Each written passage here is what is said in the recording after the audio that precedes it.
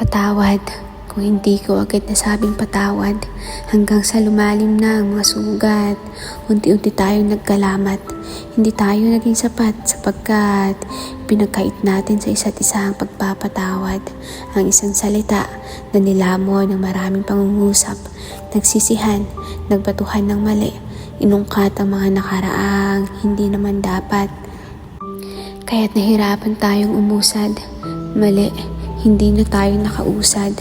Nakulong na lamang tayo sa huli nating pag-uusap. Yung gabi na puno na tayo ng galit at iyak. Nahinto tayo sa oras na ang lahat ay hindi natiyak. Hanggang sa magkaibang daan na ang ating tinahak. Nasayang lang din ang lahat. Humantong tayo sa katapusang hindi natin nasukat. Nabaliwala ang masasayang araw na nakalap.